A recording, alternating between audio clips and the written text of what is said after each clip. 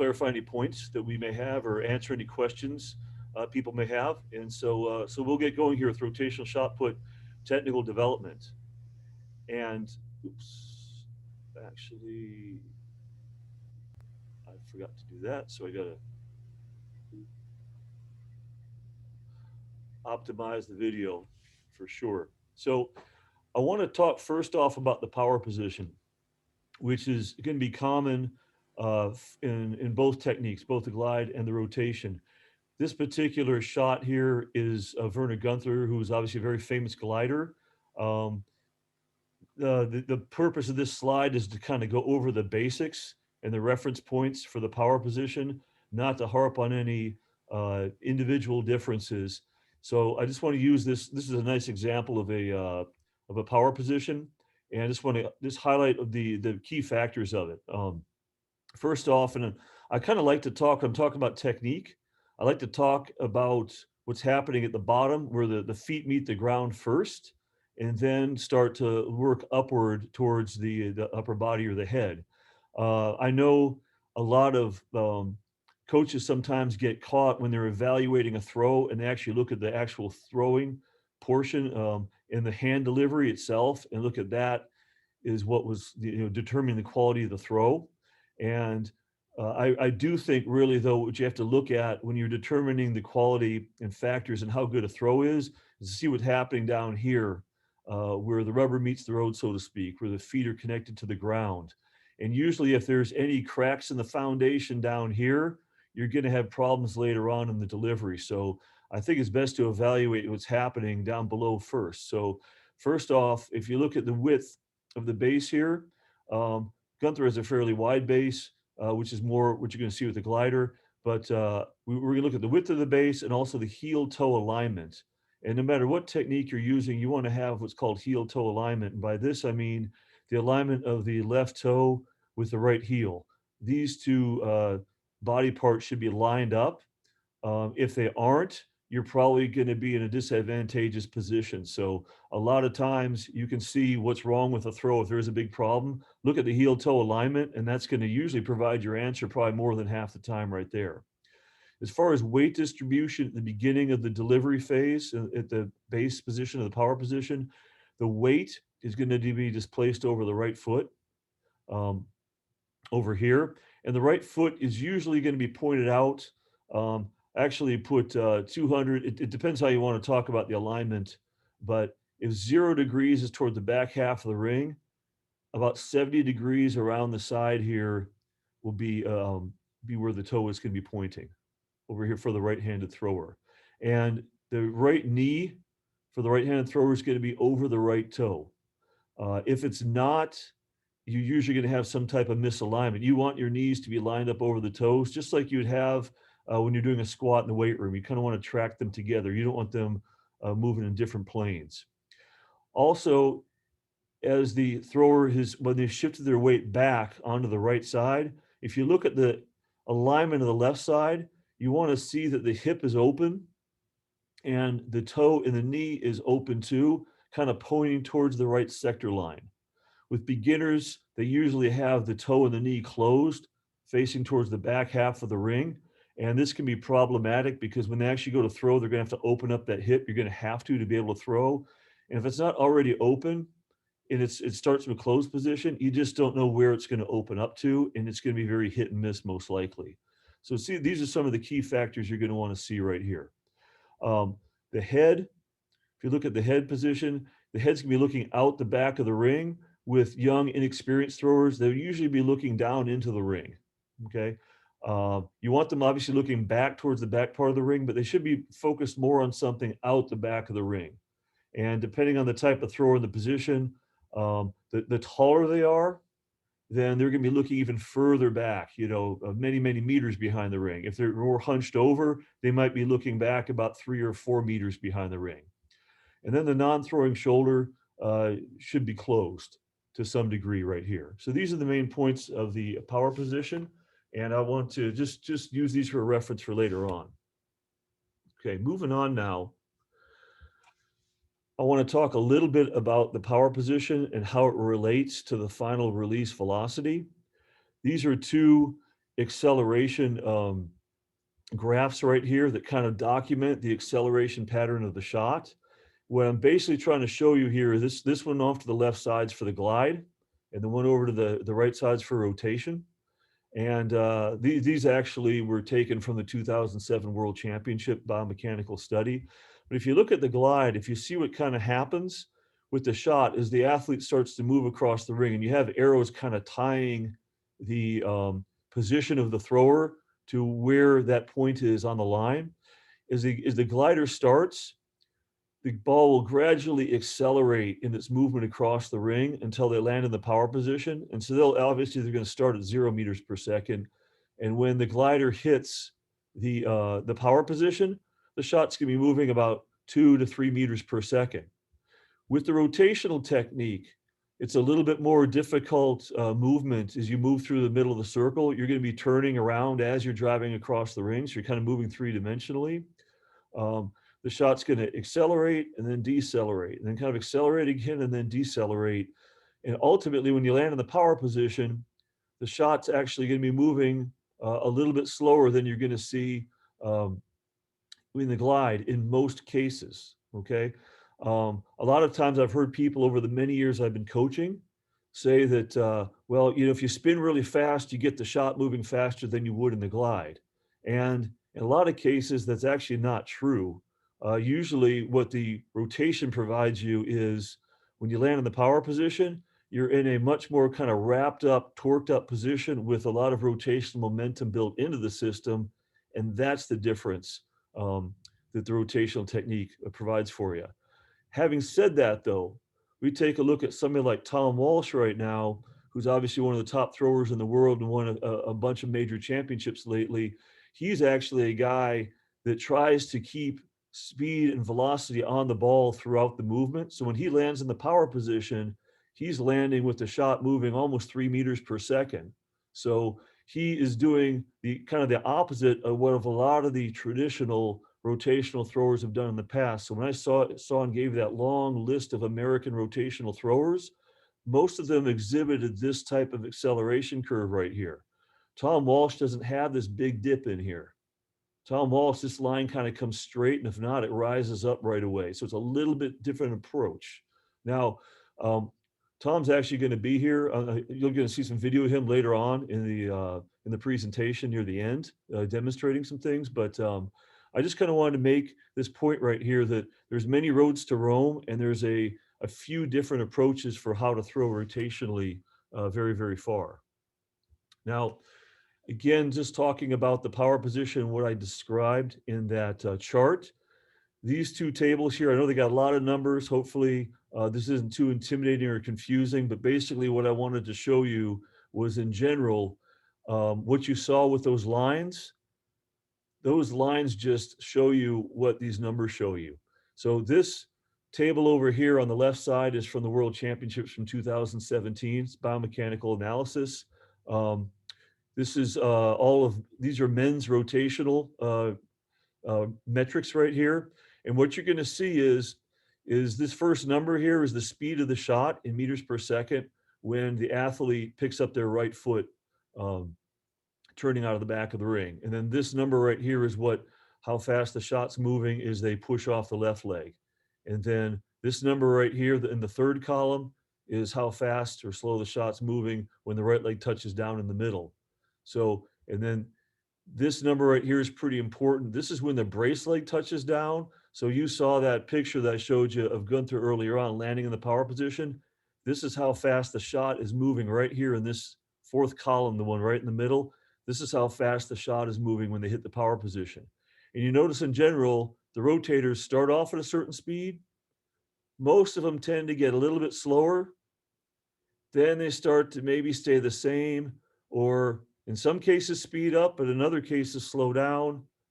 And then when they hit the middle, some people like Walsh, Stanek, Gill speed up, while other throwers like Hill especially is one, Krauser's another one, they really slow down. So there's like two different ways that you see people moving here. Some are getting faster, some are getting slower. But once they hit the power position, just look at these numbers now.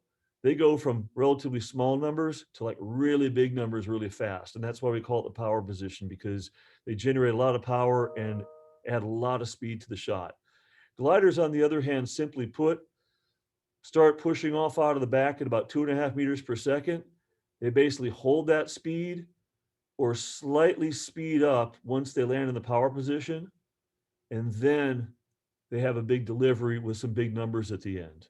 So the glide's fairly uniform, whereas the rotation, you see people start fast, get slow and speed up, start slow and get faster and faster, and everything in between. There's a lot of variation there. So having said this, I'm just trying to set the table for you that there's more than one way to throw. So when we start looking at these different drills and exercises, you don't have to look at these and go, you know what? You have to do this drill exactly like this for everybody.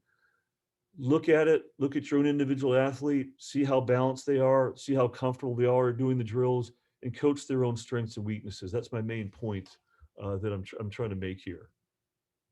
So, a couple things I think are very important is, let's go back and talk about the power position. And this is the way I kind of see things with the techniques is the probably your most naturally talented throwers of things.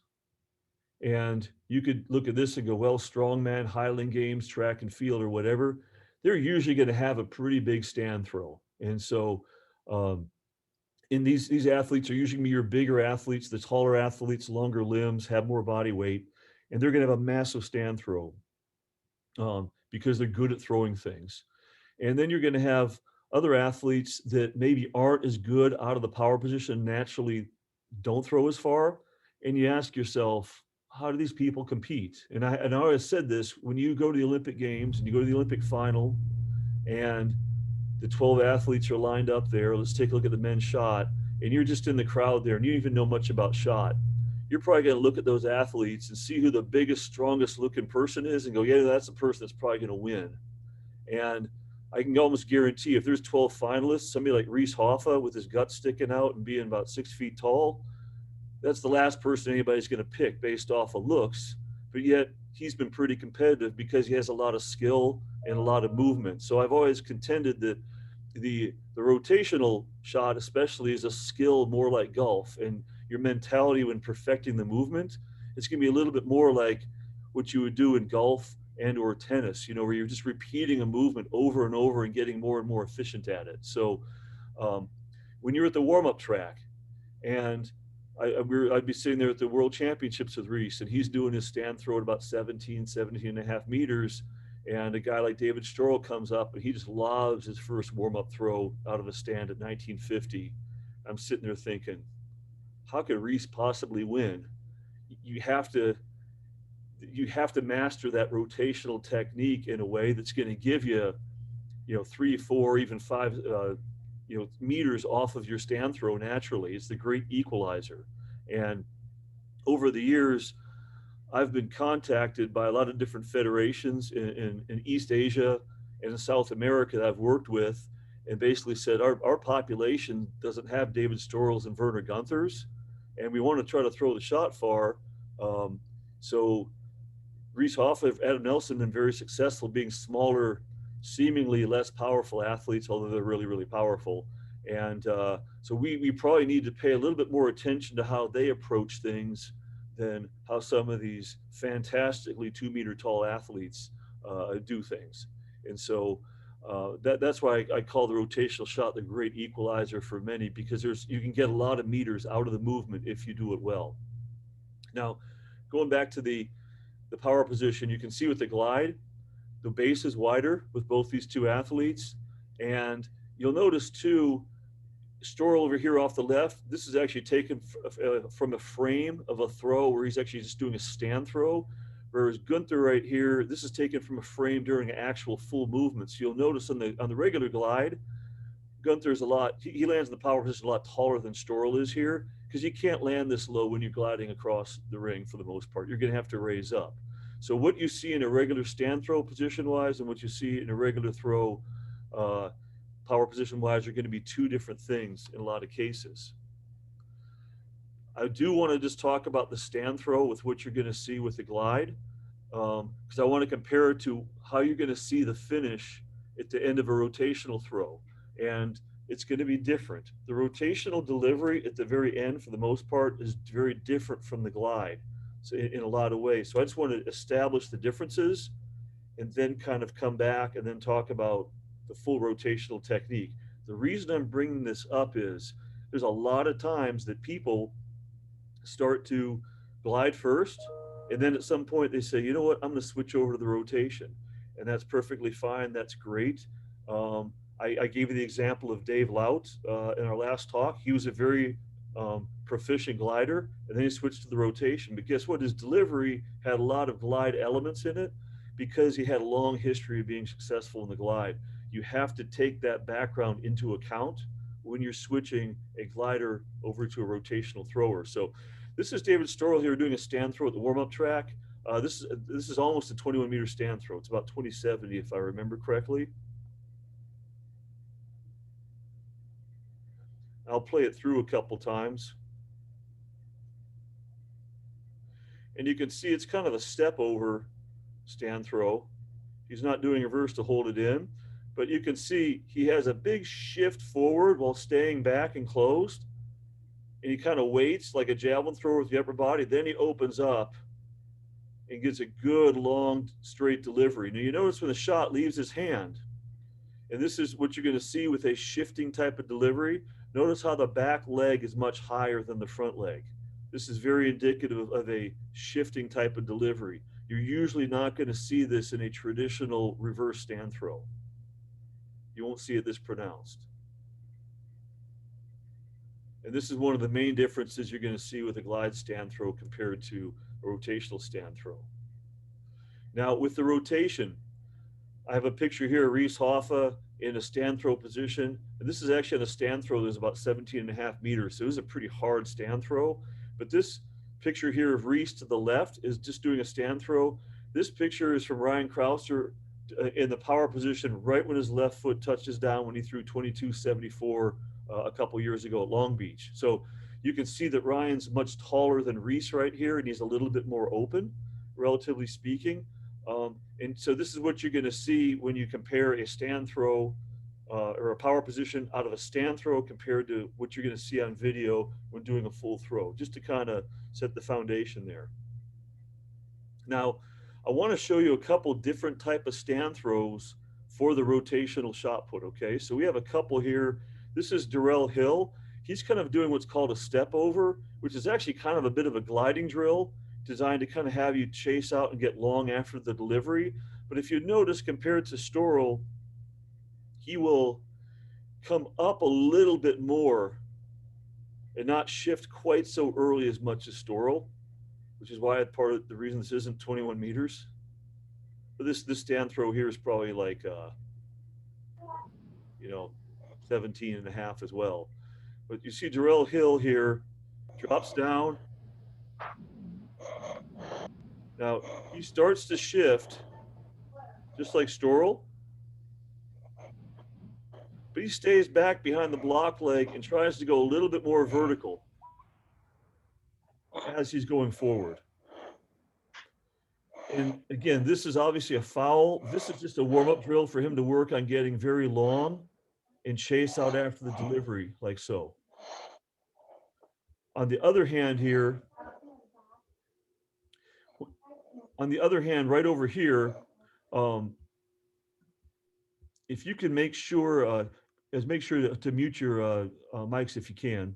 Over here we have Jordan Clark, okay, and he is going to do a non-reverse stand throw, rotational style, and you can see he really doesn't move. He just kind of rotates and stays in place.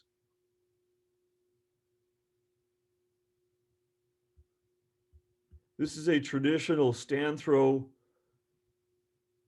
what we call double pivot non-reverse. So what we mean by that is we have a stand throw, and what Jordan's going to do is he's going to stand straight up. And this is more of a delivery of what you're going to find at the end of a full rotation, which is why he's doing it. He's about ready to go. And watch what he does. He stands straight up. He's not shifting very much. He's standing straight up, and he's standing and rotating on both toes.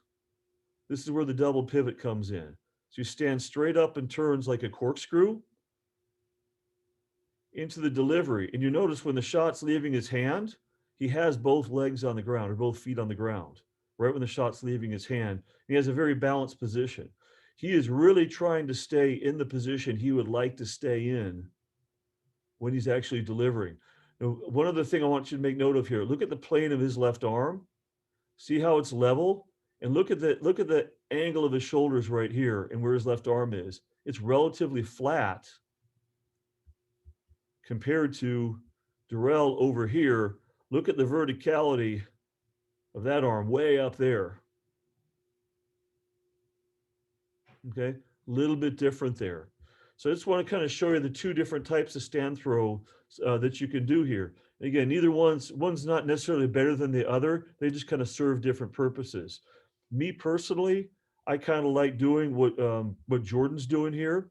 Um, I like to really kind of mimic the type of delivery you're going to have with a rotational thrower, so you don't kind of you know cross over and go against the type of movements you're going to see when you do the full throw. Now here's Joe Kovacs doing a stand throw, warming up rotationally. This stand throw here is 1964. So you can see when he steps back, he has a bit wide of a base, probably wider than you're going to see in the full throw, but he's doing this so he can actually shift a little bit more. But you can see he's rotating and jumping up into the reverse pretty hard. And when he reverses, he keeps his left foot in the ring. Then he turns around to watch the shot right there. So he steps out, but it's not a big blowout. This is something Oldfield would do. Oldfield be landing over there by the Beijing 2015 sign. But you can see with Joe, he rotates and pivots. And right when the shot's leaving his hand, you can see that both legs are off the ground and the back leg is a little bit higher than the right leg. And that's because he's shifted into the delivery because he's trying to get massive distance warming up. Now you might say, well, why is he doing that? Why is he shifting instead of jumping? Well, he wants to throw 1964 so he can feel real good about himself and have lots of confidence, simply put. So I'll turn the volume on here and I'll play this one more time. Let's see. Oops, I did. We've been waiting for that. There you go. There's his coach. We've been waiting for that. So he wants to make the coach feel good, and he probably wants to make himself feel good. So is this technically questionable? Depends how much of a stickler you want to be. I personally like having my athletes really confident. I think that's really important in a big championship. So let's say he shifted a little bit technically. It went 1964, and I'll tell you this, there's about 7 guys sitting over on a bench um, that aren't in the picture right there, and they're really, really impressed. So maybe there's a little intimidation going on there too. So it served a wide variety of purposes. Now, a couple things here that I want to show you with the reverse foot position. This is just the mechanics of the reverse that you should look out for.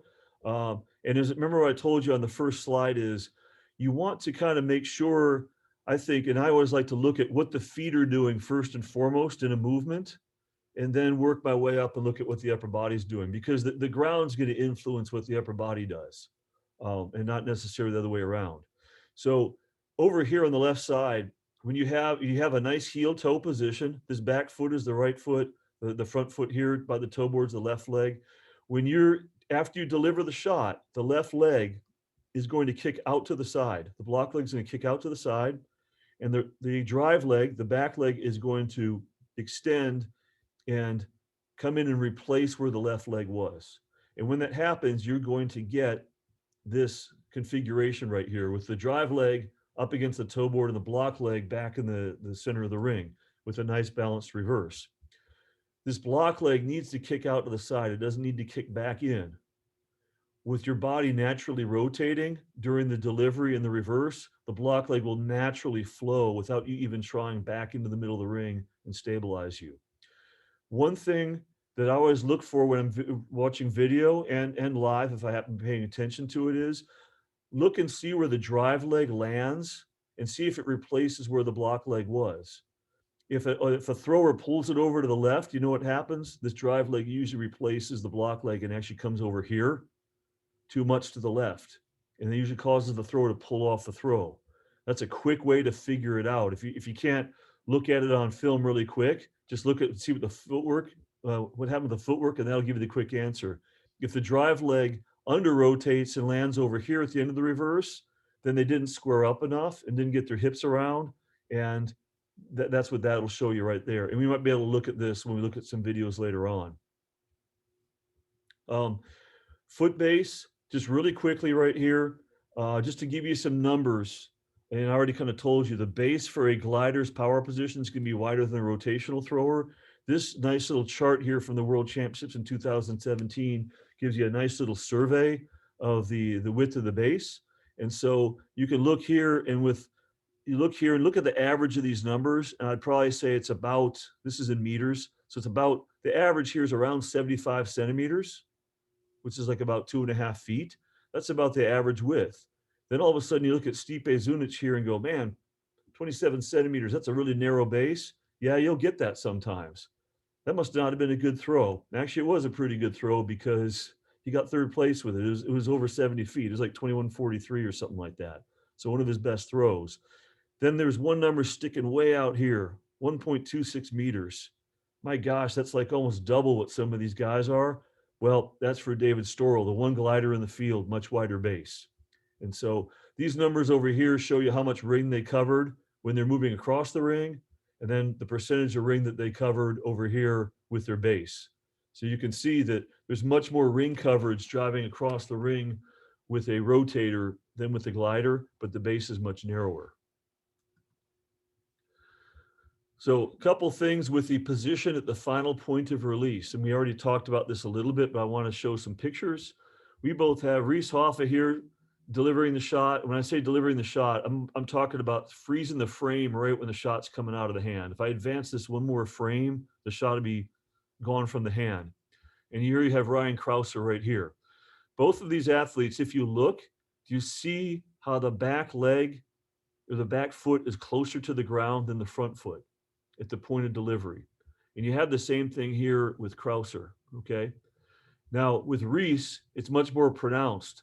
This left foot's probably about 3 or 4 inches above the ground higher. I mean, look how high it is compared to the toe board than Krauser. Krauser's maybe there's about a 1 inch or 2.5 centimeter difference.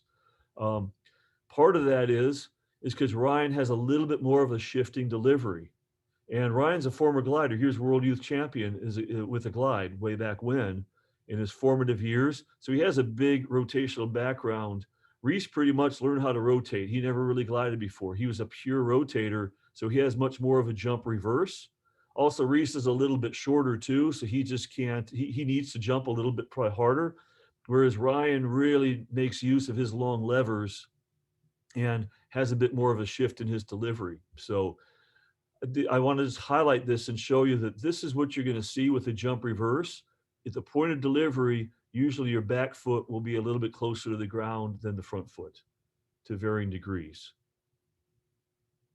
What you're going to see with a glide is that at the point of delivery, if you look at both these athletes here, the back leg is much higher than the front leg. It's the opposite.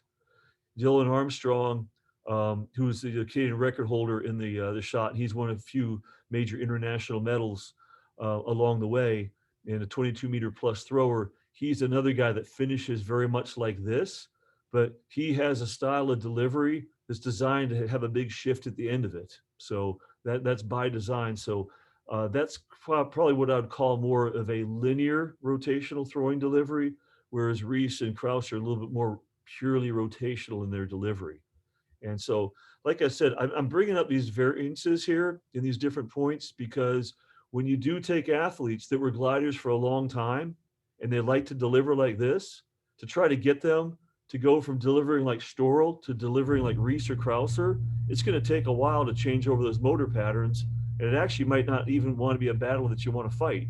You may just want to have a little bit, keep that type of delivery at the end of the rotation if that's something that you desire. There's no law against it or anything. It's, you can do what you want to do.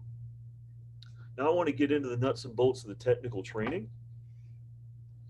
And um, I'm going to kind of omit the stand throw training because we already kind of talked about the stand throw here for 10 or 15 minutes. But once we get beyond a stand throw delivery, we want to start talking about putting together and working on the mechanics of the rotation. So this first drill is a half turn drill, pretty common. Uh, I have two different demonstrations right here. One is Tom Walsh over to the left, and another one's Darrell Hill to the right. And you might ask, why did I choose these two? Well, if you go back and look at the biomechanical study, Tom, after he rotates and lands in the power position, the shot's moving about 3 meters per second. Darrell, when he rotates and lands in the power position, the shots almost come to a stop. Two very different scenarios. So let's look at their half turn and see if their half turns exactly identical or if there's some differences in it. So I'll play Tom's first.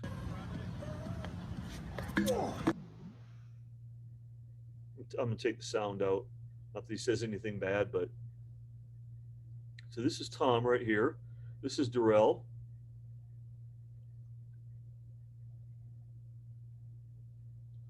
Cursor. Okay. Now I'm going to go take Tom right here. And you can see they're both very fluid and pivot pretty well. But Tom right here, if you notice, when he rotates, I'm going to stop the footage right when his left foot hits the ground, okay?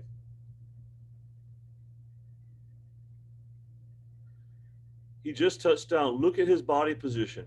The shot's behind his hip. If you were to let go of the shot, it would drop down right behind his right toe. So he's keeping the shot pretty well back, but his chest is pretty much facing the camera, okay?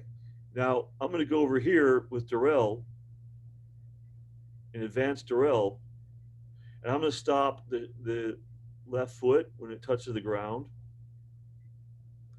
Do you see the big difference there? Darrell is a lot more closed. In the United States, we really associate a lot of catching the shot back with keeping the upper body closed when the right foot hits. Now, Darrell has the shot back too, and he has, if you notice, he has a little bit more bend in his right knee, and he's able to have that position because he's caught the shot back with the shoulder closed a little bit more, okay? Tom is already starting to shift into his delivery, and that's why Tom's able to not decelerate the shot as much as Darrell is. Now, Darrell's a big, big, strong guy. He's probably bigger and stronger than in the classic sense than Tom. So when he lands here, you see what Darrell does. He comes and goes up into the throw, and I'm trying to stop the shot right when it leaves his hands. When it leaves his hand right here, you can see that both feet are about equally off the ground. Maybe the back foot is slightly higher. So he shifted some into the delivery. Now we'll go to Tom, and you'll see as he comes through and delivers, that back foot is a lot higher than Darrell's. So he shifted a lot as he goes into the reverse. Two different ways of doing it. Tom opens up as he's finishing his rotation so he can just keep speed on the shot and go right into the reverse. Darrell, as he's about to land in the power position, really fights to stay back so he can really try to block early and drive up and lift the shot a little bit more with his legs. They both throw very far, just two different approaches to the same drill. One of the key things, if you'll notice is, and this is for either style, is look at the right foot with Tom. It turns, he stays over it. When he plants, it just keeps on turning. It doesn't really stop. He flows right into the reverse. Look where his left foot is here when he plants, and look where his right foot goes in the reverse. It replaces it pretty well. Maybe he's slightly to the right of the left foot. but he replaces it pretty closely. Let's take a look at Darrell's feet. When he lands here and reverses, he doesn't quite get all the way around on that reverse, you can see, to replace his right with his left. That's because he doesn't quite have enough rotation in the system, but that's because he's only doing a half turn. And I can tell you, I remember Darrell on this throw, he threw it a little to the right side of the sector. When he starts adding more movement like a full throw, he'll start to reverse all the way around and he'll replace that left leg with the right leg perfectly. Okay, now I'm going to move on to the step in throw. The step in is basically is what it is it's the athlete starting outside the ring, as Reese is right here, is going to step in to the middle of the ring. Okay, and he's going to step into the half turn position. So this is what it'll look like. I'll play at regular speed, and then I'll go by very slowly. And Reese is doing a non-reverse delivery. So what Reese is going to do is he's going to come in and step into the middle of the ring into basically a half turn position. Now, when you saw the classic half turn position, the athlete started with their chest facing the throwing area. With the step in, you're going to have to turn a little bit to get enough rotation in the system to get around. Now, you'll notice that Reese's movement, though, and I'll play this regular speed again, he steps deliberately into the ring, but he's not stepping too fast. He's stepping while he can still be controlled in his pace and still set up the throw for success. One of the key things you'll see with beginners with this exercise is they'll actually try to step a little too fast. And then on top of that, they're going to actually probably reach out to get to the front half of the ring. And there's no need on this drill to get in the front half of the ring. You can't really reach that far. So if you look where Reese lands, he's really right in the center of the ring pretty much. And if you notice, there's no flight phase. So he's on single support, double support, single support. Back to double support, and he goes up into the delivery. Okay, so as Reese steps, he's going to step in and turn and put the foot down. If you notice which way the toe is pointing, it's pointing out the left side of the ring, so at 270 degrees. On the full throw, this is where his right foot's going to land. So he's simulating basically what you're going to see in the full throw. And then when he releases his left leg, he'll bring the knees together. Notice when he picks up his left leg, do you notice how that right foot just starts turning immediately? And he stays back really well over the right leg. So when he lands in the power position, remember the first slide I showed you showed the details of the power position. Let's go through and kind of look at these different things here. You can see his right toe is pointed back about 45 or 50 degrees away from zero. His right knee is right over the right toe. The center of his chest is right over the right knee, and his head is looking out the back half of the ring, and his shoulders are relatively closed. From this position, and he has nice heel toe alignment as well. From this position, he's going to turn his hip through. The shot kind of stays behind the hip, and as he sets the block, he'll extend up, and that's a really nice raising of the left elbow, so you can get a really nice, strong push on the shot. That's a really nice delivery right here. Very classic delivery as he goes into his final follow through with the delivery.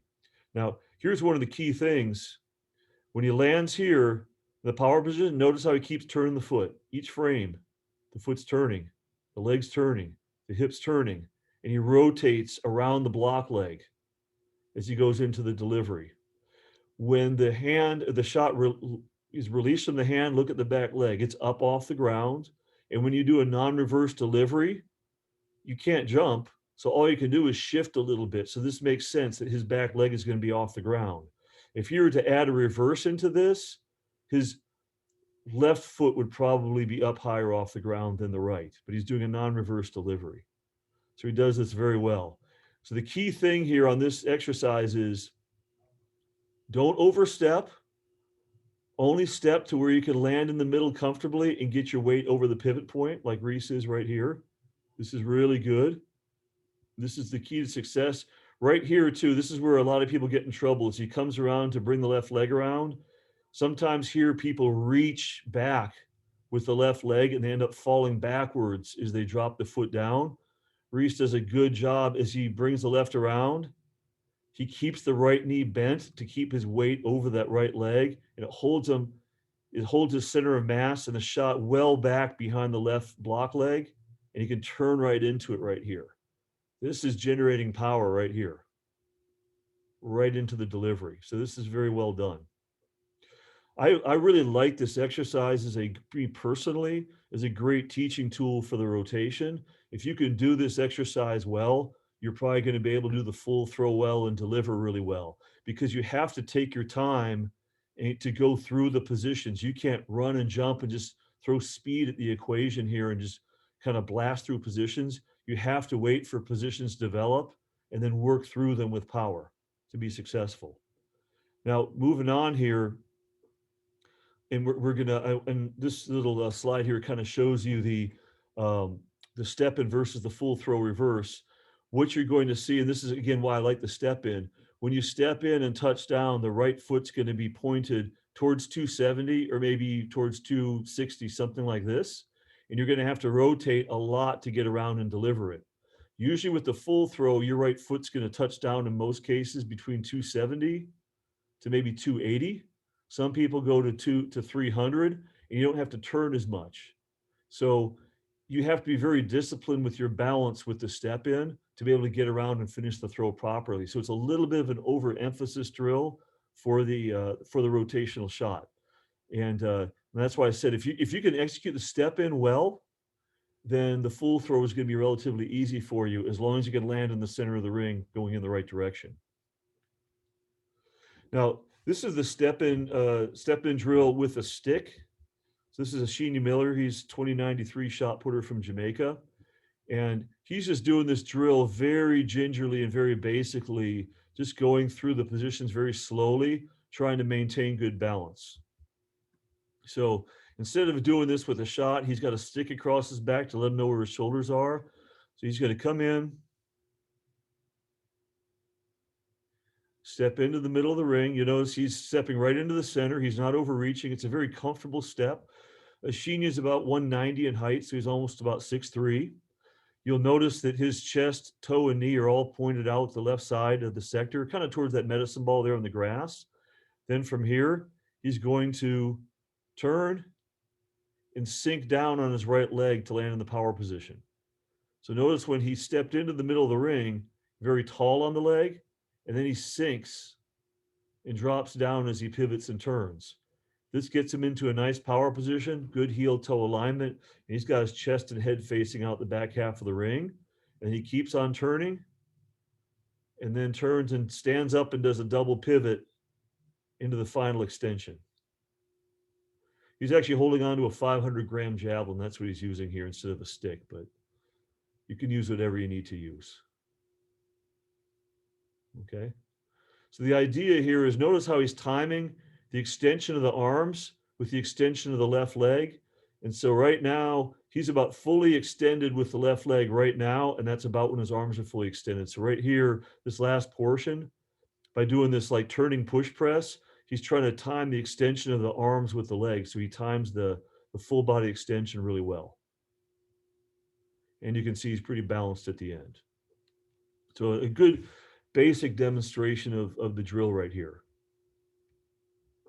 Now, this is Sarah Mitten from Canada. She's kind of an up-and-coming thrower. She's thrown almost 19 meters actually this past year.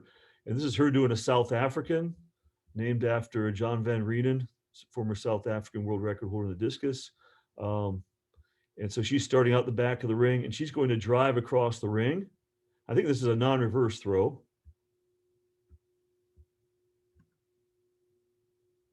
In some of these throws, these aren't the perfect throws, but it's always good to look at something that's not ideal, but she still does a lot of the basics well, and that's what we want to pay attention to.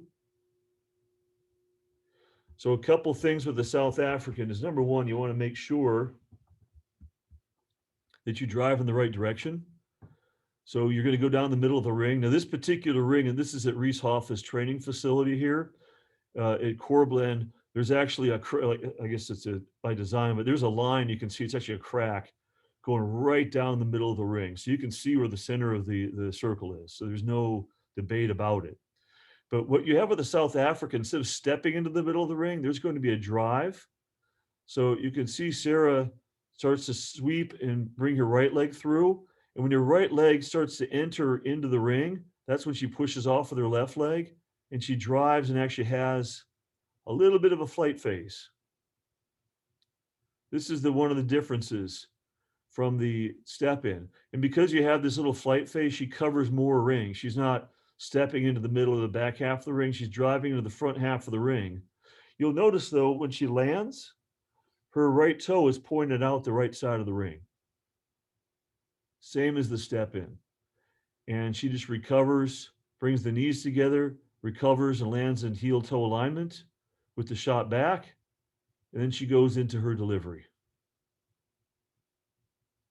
Okay, so it's just a more dynamic version of the step in. Some people are really good at this. Some people aren't. They fly all over the place. Sometimes it's good for the people that fly over the place and over and under rotate for them to learn how to do this properly. Other times, if you don't have time, you may want to avoid it and just focus on the step in if they do that better. There's no right or wrong about it. And some people use both the step in and the South African as teaching tools or warm up tools. I just kind of want to talk to you about what the difference is here. Now, the one thing with the South African versus the step in is with the South African, you have to time your entry into the ring a little bit better with the step in. The step in is very slow and simple.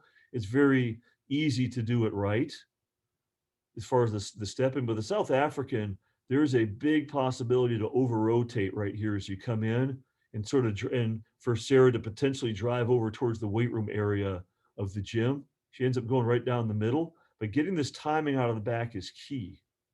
Okay. So I'm going to take you forward one slide and show you the difference. What you're usually going to see, I'm going to look over here, look over where the cursor is on the right side. When you're looking at the South African, when you take the left foot, what you're going to see with a lot of beginners is they're going to be thinking, I want to drive down the middle of the ring. So I'm going to push off with my left foot and push myself right down the middle of the ring. However, while the left foot is pushing the body across the ring right towards the toe board, remember that the right foot, which is back outside of the ring, has to sweep out a little bit and then come back around. So it makes an arc. When you take the action of the right foot and the action of the left foot and combine them together, you're going to get what's called a resultant vector, which is this line in red, and that's actually where you're going to drive. So if you push off with your left foot down the middle of the ring and you think you're going to land in the middle of the ring, you're usually not. You're going to end up landing over here on the left side of the ring, over rotated. And especially with young throwers, if I go to a high school meet or a junior meet, even a college meet, high school meet, 80% of the rotators I see, they're way over here. College meet, which is almost national level, you're still going to see a lot of people over in this corner. It's not till you get to the really high levels that I see people going right down the middle almost all the time. And that's because of the action usually of this left foot. It doesn't account for the action of the right foot. So what do? You have to account for it, and you have to push off the left leg down the right sector line. So you actually have to push like you're going to drive down the right sector line. And as you do that, your sweep leg will pull around back into the middle of the ring, and the resultant vector will get you driving down the middle of the ring. I think this is very, very important for the timing out the back. So we go back here and look at Sarah. Look where her toe is pointing, her left toe. It's out the side. It's way out the side of the ring. Now she turns it more towards the middle and then pushes a little bit later. And we have her left foot a little bit over rotated. Like I said, this wasn't like a perfect throw.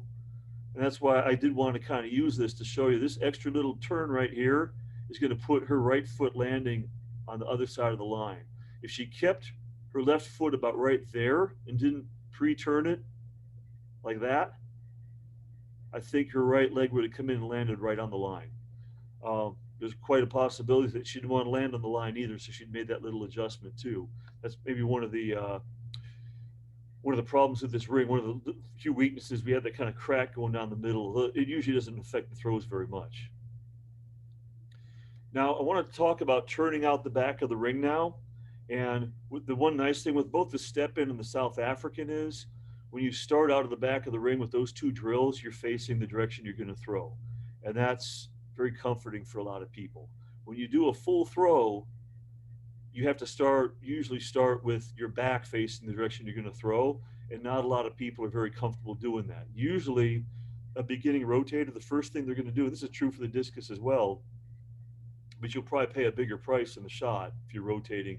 So the first thing they'll do is they're going to open up their left side, look over their shoulder. Okay. And that's usually what's going to happen. Usually, when that happens, you're going to fall backward as you come in and you kind of open up your head and start to fall out the back half of the ring. You're going to fall and tip over as you're turning and land in an unbalanced position. So a nice drill to work on turning out of the back is the 360 drill. This is what Tom does before every practice anyway. This is part of his warm-up routine. He actually does almost two 360s here, and he's really not even trying. If you watch him do this, just watch Tom turn here. It's just like nothing. He's really not doing very much. He has a little impulse at the very beginning, and then he just kind of rides out the momentum, okay? So let's go back and look at the mechanics of this drill. And with the rotation now, you have a couple of possibilities in terms of imparting rotation into the system and speeding the ball up. The first possibility to impart rotation into the system is right when you start. So right now, if you look in this starting position, he's wound up all the way, okay? From this position, what he's going to do is see how his feet are going to be fixed. His feet are fixed. He's going to turn his shoulder plane while his feet are fixed. So look how far his shoulder's rotated. His left shoulder's gone about 90 degrees, 100, 110.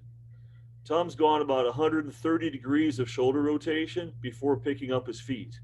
So this is where you impart rotation in the system. So you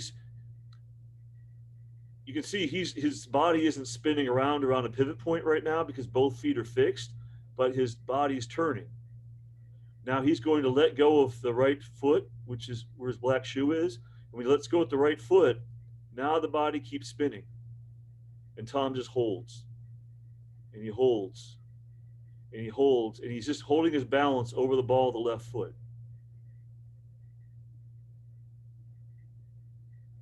Okay, so he's trying to minimize the friction when he's doing his 360 during the pivot. So you watch here again. Hard rotation of the shoulders. Then he frees up the right foot so he can spin on the left foot, and then he just holds his balance and then rides out the spin. That's all there is to it. Very simply executed. This is a great drill for learning how to turn out of the back with good rotational speed, but while maintaining, and notice Tom's shoulder plane here too. This is why I chose this video. Do you see how level his shoulders are?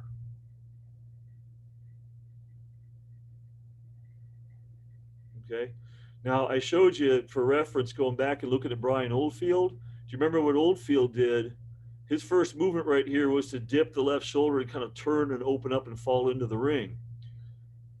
You can enter like that. Oldfield threw very far doing that, but man, you have to be an extremely good coordinated athlete to catch yourself after that. I would recommend it's probably a little bit easier, especially for beginners, to keep the shoulders level as they turn out of the back. It's going to be easier for them to maintain their balance through the course of the whole throw. As they get better at this, they can play with dipping their shoulders and things like that, but I wouldn't start out doing that. However, beginners are naturally going to want to dip their shoulder because they're going to want to look and see where they're going. So be wary and be ready for that. Okay.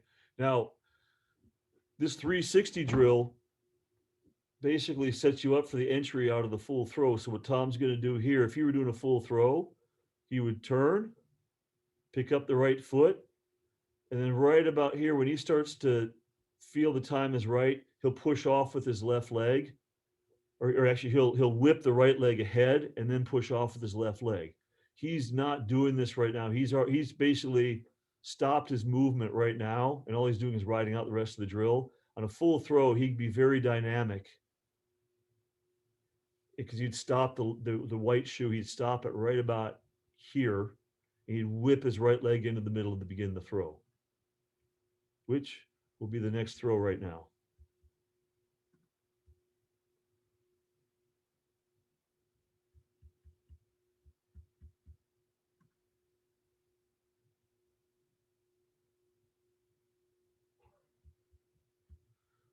So I'll show you this video very quickly. Here's the big windup.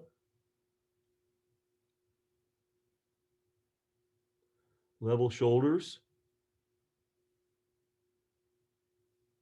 As he turns out the back, right about here, his left foot's going to stop. The white shoe is going to stop. And now he's going to, kind of dig in that left foot, and the right foot's going to whip through. So this is another area where he can kind of help leverage that rotation. You can really dig in with the left and whip the right across to come into the middle. And he rides out his rotation. And then when he lands here, he'll extend up into the throw and set the block into the delivery.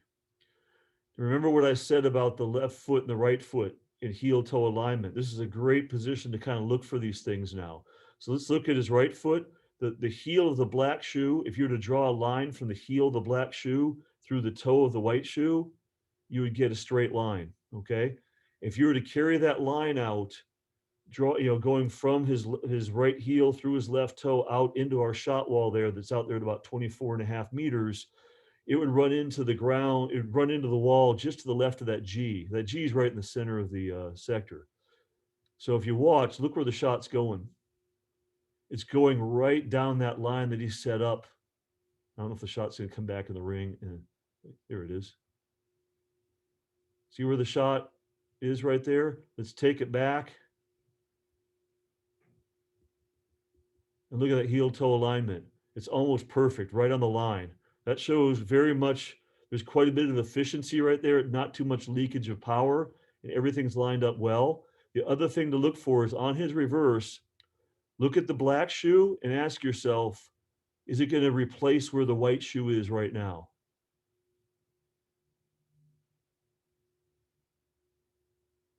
Looks like it's almost a perfect match. Okay?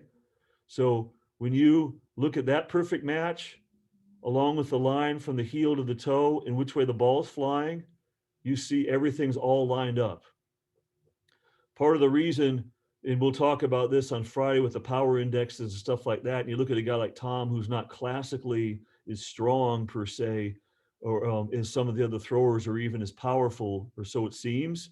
One of his major advantages is mechanically, he's really efficient. He doesn't let the ball slow down as much, and he keeps everything lined up really, really well. He's very good with doing this. And each one of the different techniques, and this is why I wanted to show you the history and the influence of the different techniques in the past in the United States, at least, is every single one of those great throwers kind of found their own way to generate the most power to make the shot go furthest. They weren't just blindly copying the great thrower that came behind them. Each one of them kind of, obviously there's certain things you have to follow, but they did a lot of the basics well, but they really figured out what they particularly did well. And if they're really a tall thrower, maybe they went slower through the ring. When you're a little bit smaller, shorter thrower, you can go faster through the ring and be more aggressive with your technique. It just depends. So this is, I'm looking at right now, is we're right at 1 hour. So we're right about on time. This is basically what I wanted to present. And I could, again, I could go for 2 more hours really breaking down all the little details, these different drills and stuff. And I probably only showed you really about 5 or 6 of them total anyway. I mean, there's tens to hundreds of them, but really you just need to do the basics really, really well, and you'll be very, very successful. So having said that, I'm going to end the show right here.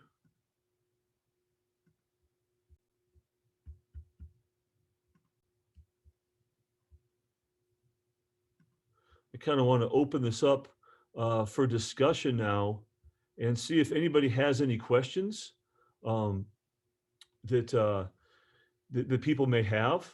And we can kind of have a little discussion for about 10 or 15 minutes if you'd like.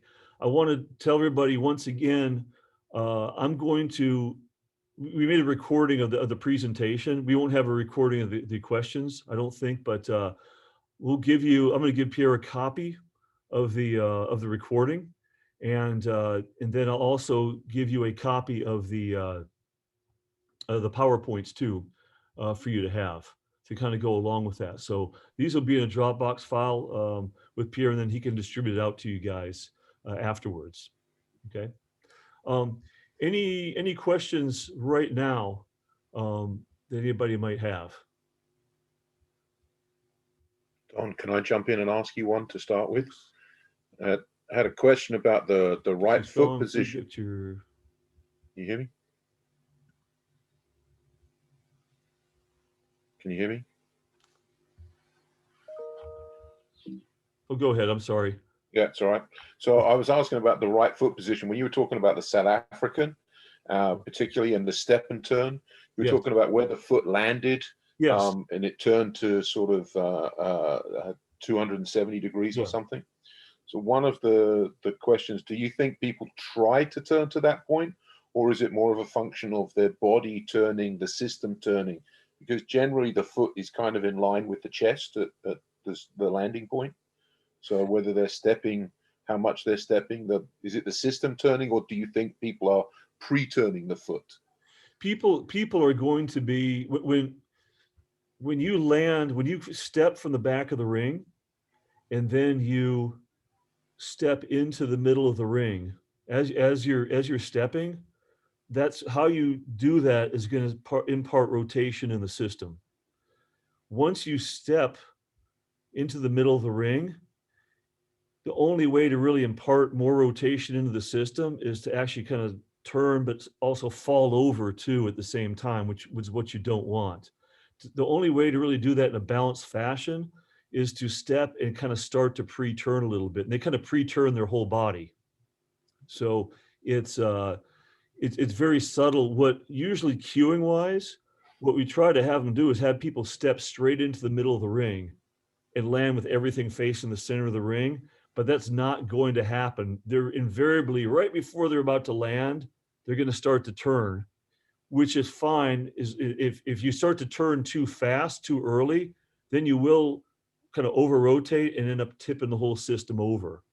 And this is probably what you're going to see with beginners is they won't be able to finish the step in and then the half turn portion because they'll fall over and fall out of that position. So you want to try to hold off on that pre-turn to the very, very, very last second. But it's okay to do it because it is necessary in some way, shape, or form to develop the rotation. It's all about learning how and when to develop your rotation for your own given technique. So when you're doing this drill, you might find that if you have a copy of Tom Walsh doing it and you're sitting there with your own athlete and you're just trying to use Tom as a model and you can't quite copy it exactly, it's not because your athlete's not doing it right. They might not be able to do it like Tom Walsh. They might be able to do it just like Darrell Hill instead, and then that's fine. Then you might wanted Walsh as a model, but maybe you really need Hill as your model, for example. So, and these are the little coaching details that are really, really that are really, really important is don't try to force feed certain elements and be too dogmatic about the drills. There's going to be some give and take, with what you're trying to do there. So my cue when I was throwing back in the early days was I would think about stepping forwards, but knowing that actually I would land with a sort of 90-degree turn. Yeah. But my cue was to try and step forwards. But as you said, that last minute rotation, that's the system turning. So yeah. So that's entirely not unusual at all. So, and again, with cues, they don't have to necessarily be rooted in reality as long as it ends up working out in a way. So obviously you don't want to tell somebody to try to violate the laws of physics, but sometimes if they think that they're violating the laws of physics, but you get the right result, it's okay to kind of think that way a little bit. But this is where the art of coaching kind of comes in. So with those specific drills, that's more the science of coaching, you know, following these exact protocols. But there's different ways to do it too. So, any other questions there? I know this is a lot of stuff, so you might be sitting there just kind of taking it all in. We're gonna have, you know, 48 hours. And then we meet again on Friday for the power development. And there again, I can tell you with power development, it's something we could talk the whole day about. So we got about an hour, so there's a little taste of it. But um, if you have any questions that kind of come up later on between now and then, you can always kind of message me or email me, or whatever. You can find me on Facebook Messenger, and let me know, and I can follow up with some answers. Um, and Sean, you're obviously, you know, very good at kind of shooting questions through as well. So any other things on your end for the good of the order you can think of? I was just trying to think. Obviously, there's lots of different ways of doing things, and I think one of the things that's important is to try and understand what an athlete is trying to think about, and so that's why this foot position was always important for me. And the same thing can kind of happen with this reach back in the middle. We talked about it in the development of the technique in your first presentation about how some people are reaching back against the technique, and Adam Nelson particularly being a tremendous example of that left arm going back. And now Tom has come through with kind of this other technique where he's not trying to reach back at all. He's not slowing down that reach back against the shot. And I think that's very interesting for people to understand now. And you see more people moving towards that. I can see like changes in what Darrell Hill is doing now with his new technique. He's trying to go more towards that conservation of momentum, I think you'd call it. For those of us that are familiar with the hammer and a few other things, that we're trying to keep the energy in the system, Yeah. and not have it slow down at all. So what's your thinking of that as a kind of a development of the technique? You know, I think for somebody that's the dynamic movement, I do think of that as kind of like the hammer throw a little bit, where you just, especially in the hammer throw, you're trying not to let this hammer slow down very much. You're trying to put energy into it and not let it decelerate too much during the parts of the throw where you just can't work against the ball in a positive way. So that makes a whole lot of sense. And I think for athletes without a great deal of leverage, and that are actually, again, smaller in stature, so therefore the ring, relatively speaking, is bigger, you know, um, that's definitely something that you can definitely try to take advantage of. Now, I'm going back and thinking about those Ryan Krauser videos. You saw a guy like Ryan; he was really doing the opposite when you saw the 2290 at the World Championships. You saw how wrapped up he got, and he's a big, massive guy with that huge catch. He's trying to play to his strengths, which is going to be leverage and and uh, and athleticism. But that ball almost comes to a stop, but he gets in a great position to deliver it. So he's kind of the other end of the spectrum. And so either way is good. The key thing is, I think, is when you have this continuum with like Walsh and Jack O'Gill and these type of guys on one end that don't slow down in the middle, and on the right side, um, you have I don't know why my thing's coming here. On the right side of the continuum, you have Croucher to nearly bring it to a stop. Is with your own athletes, find your place on the continuum. You're going to be doing your best job when you find your best place on the continuum. Don't get caught up in trying to be like one person or the other out of adulation, or I want to throw like that person. Now, if you want to throw like that person, um, oops, sorry, just swipe that out of the way. If you're trying to throw like that person, then if that floats your boat, you want to throw far like that with that style, but it's not going to go very far. That's your prerogative. But in terms of absolute distance, and usually I'm thinking almost everybody's trying to throw as far as they can. Try to understand the continuum and find out and be very discerning of what you do. And then when we transition into our power section on Friday, that's going to tie into some of that, because some people are naturally powerful, some people aren't. And that's going to affect the way they do stuff with their training. So I'll tell you what, guys, I got a training session here in about 20 minutes. So I'm going to wrap it up here for the good of the order. We will see you again on Friday, same time as today, and to go over power training. And like I said, if you got any questions in the meantime, go ahead and message me if something comes to you. Otherwise, I'll see you guys on Friday. Okay. Thank you very much. Thanks, Don. Take it easy. Okay. Thank you. Okay. Bye. Thanks, Don. Very good.